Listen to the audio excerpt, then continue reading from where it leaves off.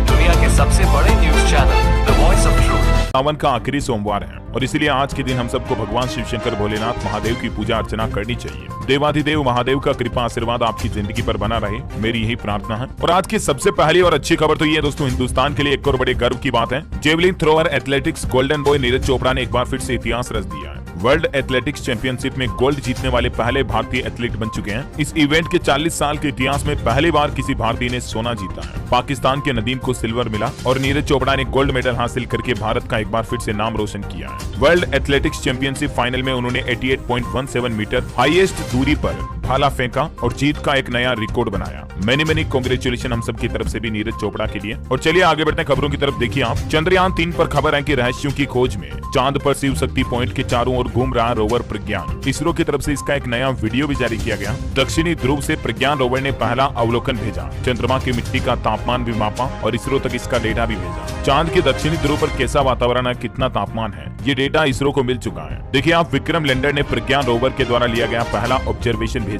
चांद की इस सतह पर दक्षिणी ध्रुव पर तकरीबन 50 डिग्री का तापमान है, लेकिन सतह से बस 80 मिलीमीटर की गहराई में यानी 80 mm डीप में -10 डिग्री सेंटीग्रेड तापमान है। चंद्रयान 3 मिशन के 3 में से 2 मकसद पूरे हो चुके हैं और इसरो ने अब तक विक्रम प्रज्ञान से लिए गए 10 फोटो और 4 वीडियो भी शेयर किए। इसी बीच देखिए, चंद्रयान 3 की सफलता के बाद इसरो चीफ एस सोमनाथ केरल के भद्रकाली मंदिर पहुंचे, जहां उन्होंने माता के दर्शन किए। और इसरो चीफ बोले कि स्पेस सेक्टर में ज्यादा इन्वेस्टमेंट की जरूरत है। प्राइवेट फर्म्स छोटे सैटेलाइट लॉन्चर बनाएंगी। HAL समेत 20 कंपनियां बोली लगा सकती हैं। और दोस्तों, यूपी सरकार ने तो एक और नई पहल भी शुरू की है। बच्चे अब किताबों में पढ़ सकेंगे चंद्रयान 3 के किस्से। उत्तर प्रदेश बोर्ड के पाठ्यक्रम में इस टॉपिक को शामिल किया जाएगा और इस संबंध में माध्यमिक शिक्षा राज्य मंत्री गुलाब देवी ने आदेश भी जारी कर दिया। चलिए अगली बड़ी खबर देखिए। कोरोना महामारी के दौरान विश्व की फार्मेसी बने भारत ने लाखों लोगों का जीवन बचाया। B20 शिखर सम्मेलन में बोले प्रधानमंत्री नरेंद्र मोदी। और वहीं बिटकॉइन, इथेरियम जैसी क्रिप्टो करेंसी को लेकर भी पीएम मोदी का कहना है कि क्रिप्टो के लिए एक ग्लोबल फ्रेमवर्क की जरूरत है। और अगले महीने होने वाले G20 सम्मेलन को लेकर भी प्रधानमंत्री ने कहा कि देश का मान बढ़ाने के लिए G20 शिखर सम्मेलन को सफल बनाए सभी देशवासी मिलकर। पीएम मोदी बोले आज के करीब कल मध्यम वर्ग में होंगे। इसका कारण सरकार की पॉलिसी है, ये भारत की ग्रोथ में मदद करेंगे। वहीं प्रधानमंत्री ने कल रविवार को मन की बात का 104वां एपिसोड भी आयोजित किया। इसमें भी G20 बैठक को लेकर उन्होंने कहा कि सितंबर का महीना भारत के सामर्थ्य का साक्षी बनेगा। और चंद्रयान मिशन में इसरो की महिला वैज्ञानिकों की भागीदारी पर पीएम ने कहा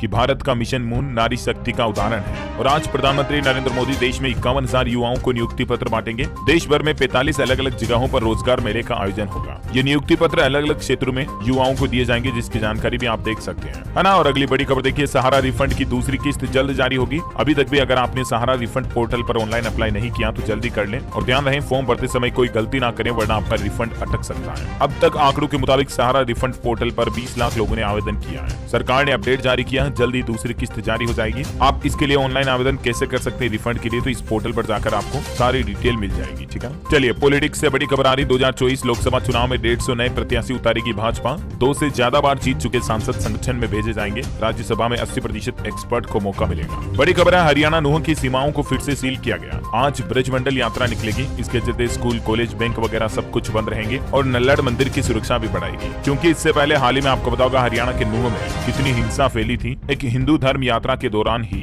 और इसलिए इस बार इतनी पाबंदियां लगाई गई है। हालांकि हरियाणा के मुख्यमंत्री मनोहर लाल खट्टर का कहना है कि नूह में आज यात्रा की परमिशन नहीं है, लेकिन विश्व हिंदू परिषद ने कहा कि हमें परमिशन की जरूरत भी नहीं है। यात्रा ठीक 11 बजे शुरू होगी और इसके प्लान के एक दिन पहले बाजार वगैरह बंद करा दिए गए। शोभा यात्रा को लेकर सरकार की अवहेलना की वजह से ही नूह में सुरक्षा व्यवस्थाएं बढ़ाई गई है और इसीलिए आज नूह में 28 को DLED की परीक्षा भी नहीं होगी। ब्रजमंडल यात्रा को लेकर स्कूल, कॉलेज वगैरह बंद रहेंगे और हरियाणा बोर्ड परीक्षा अब 4 सितंबर को होगी, है ना। अच्छा, भारत में निवेश पर बड़ी खबर आ रही दोस्तों। सेंट गोबेन भारत में 8,000 करोड़ रुपए का निवेश करेगी। 10% ग्रोथ का टारगेट है। ये एक कांच निर्माता कंपनी है जो वित्त वर्ष 2023-24 में भारत में 10% ग्रोथ का टारगेट रखे हैं और 8,000 करोड़ रुपए का निवेश करने का प्लान भी बनाया है। अच्छी बात है, इससे विकास होगा, रोजगार बढ़ेगा लोगों में, है ना। वैसे निवेशकों के लिए मार्केट से भी अपडेट है। आज 28 अगस्त को मोनो फार्मा केयर कंपनी का IPO भी खुलने जा रहा है। ये टोटल 14 करोड़ 84 लाख का IPO है, जिसमें निवेशक 30 अगस्त तक निवेश कर पाएंगे और इस IPO के लिए कंपनी ने 26 से 28 रुपए प्रति शेयर का प्राइस बैंड भी तय किया है और इसका लोट साइज साइज 4000 शेयरों का, मतलब कि मिनिमम आपको 1,12,000 रुपए का निवेश करना पड़ेगा। चलिए अगली बड़ी खबर है दोस्तों, सरकार ने पीएम विश्वकर्मा योजना की तारीख की घोषणा कर दी है। अगले महीने 17 सितंबर को ये स्कीम लागू होगी और इसके लिए सरकार ने राज्यों बैंक अधिकारियों के साथ एक बैठक भी बुलाई। इस योजना का मकसद है हमारे देश में पारंपरिक कारीगर और शिल्पकारों की मदद करना। योजना की कुल धनराशि 13,000 करोड़ रुपए है। अभी हाल ही में स्वतंत्रता दिवस के मौके पर प्रधानमंत्री नरेंद्र मोदी ने लाल किले से इस योजना को शुरू करने की घोषणा भी की थी। तो इस योजना को फाइनली इंप्लीमेंट किया जाएगा 17 तारीख से सितंबर में।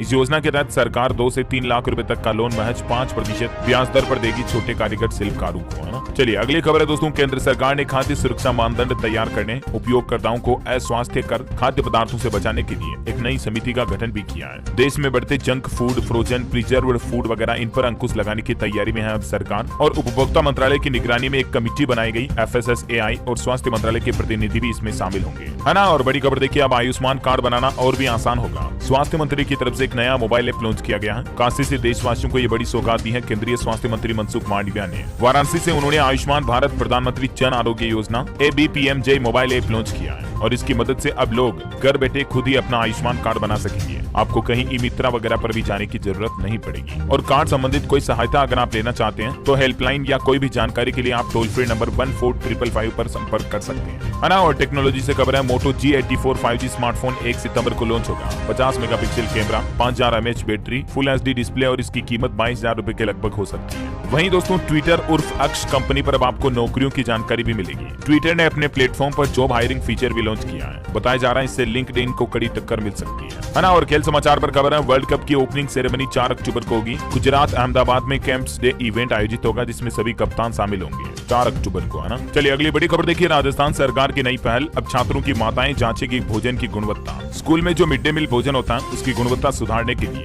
गहलोत सरकार ने ये नया फैसला लिया और स्कूलों में न्यूट्रिशन गार्डन भी बनाए जाएंगे। और वहीं खबर है कि मध्य प्रदेश की शिवराज सरकार ने रक्षाबंधन पर माताओं बहनों को बड़ा तोहफा दिया। महिलाओं के खाते में 250 रुपए डाले गए और इस मौके पर मुख्यमंत्री शिवराज सिंह चौहान ने लाडली बहना योजना की धनराशि बढ़ाने की भी घोषणा कर दी है। अब महिलाओं को हर महीने कितने रुपए मिलेंगे, जो पहले 1000 रुपए मिल रहा था वो धनराशि बढ़ाकर 1250 रुपए कर दी है और 250 रुपए अभी खाते में डाल दिए हैं। और मुख्यमंत्री शिवराज सिंह चौहान ने घोषणा कर दी है अक्टूबर महीने से ही 1250 रुपए मिलेंगे लाडली बहना योजना के तहत महिलाओं को हर महीने। और सावन में अब 450 रुपए में गैस सिलेंडर भी मिलेगा। सीएम शिवराज का रक्षाबंधन पर बहनों को सगुन, सावन में 450 रुपए में गैस सिलेंडर मिलेगा। इतना ही नहीं, महिलाओं को मध्य प्रदेश राज्य में अब सरकारी नौकरियों में 35% आरक्षण भी दिया जाएगा। और बिजली बिल को लेकर भी बड़ी घोषणा कर दी है। सितंबर में बढ़े हुए बिजली बिल 0 हो जाएंगे। 1-2 नहीं बल्कि कई सारी घोषणाएं की है मध्य प्रदेश के मुख्यमंत्री शिवराज सिंह चौहान ने रक्षाबंधन के त्योहार के मौके पर। बिजली बिल को लेकर ज्यादा जानकारी आप देख सकते हैं स्क्रीन पर। वहीं खबर है कि गृह मंत्री अमित शाह 3 सितंबर को चित्रकूट से दिखाएंगे भाजपा की जन आशीर्वाद यात्रा को हरी झंडी, मध्य प्रदेश में इलेक्शन को लेकर। अच्छा खबर है दोस्तों, चंद्रयान 3 के लैंडिंग साइट का नाम शिव शक्ति रखने के बाद अब विपक्ष भड़क गया। कांग्रेस ने आपत्ति जताते हुए कहा कि मोदी चंद्रमा के मालिक नहीं है जो हर कुछ ही नामकरण कर देंगे। और देश के मुस्लिम भाई लोगों को भी पीएम मोदी की इस घोषणा से आपत्ति हो रही है। सिया मौलाना सैफ अब्बास नकवी का भी कहना कि चंद्रयान की लैंडिंग साइट का नाम शिव शक्ति नहीं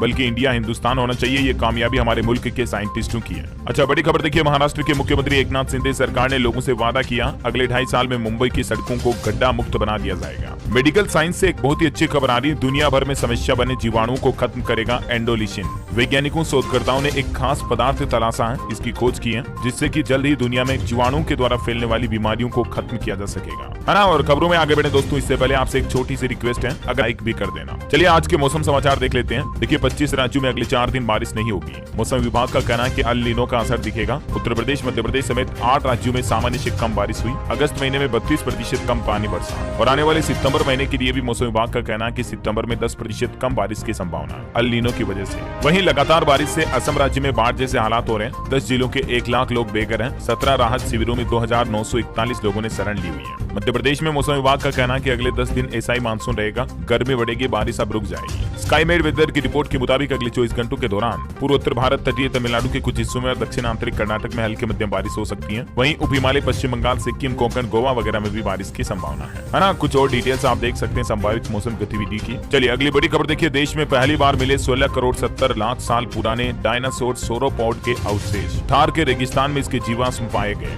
GSI यानी कि जियोलॉजिकल सर्वे ऑफ इंडिया की खोज में ये करोड़ों साल पुराने डायनासोर के जीवाश्म पाए गए जो कि राजस्थान के जैसलमेर शहर के पास थार के रेगिस्तान में मिले हैं। Amazing right. अच्छा खबर है दोस्तों, 50 शिक्षकों को इस बार राष्ट्रीय शिक्षक अवार्ड दिया जाएगा। देश की राष्ट्रपति द्रौपदी मुर्मू 5 सितंबर को इन्हें सम्मानित करेगी, है ना। और बड़ी खबर है, बिहार राज्य के 10,000 सरकारी स्कूलों में लगाए जाएंगे कंप्यूटर। चोरी ना हो इसलिए पहले ही तैनात किए जाएंगे सुरक्षा कर्मी भी। अपर मुख्य सचिव की तरफ से जारी किया गया आदेश। और बिहार के मधुबनी में देखिए 30 करोड़ की लागत से खुला मखाना फैक्ट्री, उद्योग मंत्री ने उद्घाटन किया। 300 से 400 लोगों को रोजगार मिलेगा। बड़ी खबर है, उत्तर प्रदेश में मरीजों के लिए स्वास्थ्य मंत्रालय भी देगा बीएचयू को फंड। केंद्रीय स्वास्थ्य मंत्री बोले 100% आयुष्मान कार्ड वाला देश का पहला जिला होगा उत्तर प्रदेश का वाराणसी जिला। वहीं वाराणसी में चल रहे ज्ञानव्यापी सर्वे पर अपडेट है। 24वें दिन ज्ञानव्यापी में खंगाले गए ऐतिहासिक साक्ष्य। एएसआई की टीम ने जीपीआर मशीनों का इस्तेमाल करते हुए चिन्हित स्थानों पर हैदराबाद की टीम ने 6 घंटे होमवर्क भी किया। और बड़ी खबर देखिए, राष्ट्रपति के लिए 15 साल बाद निकाली गई मंजूश्री। 31 अगस्त को देश की राष्ट्रपति द्रौपदी मुर्मू छत्तीसगढ़ जाएंगी और उन्हीं के स्वागत में ये मंजूश्री को निकाला गया।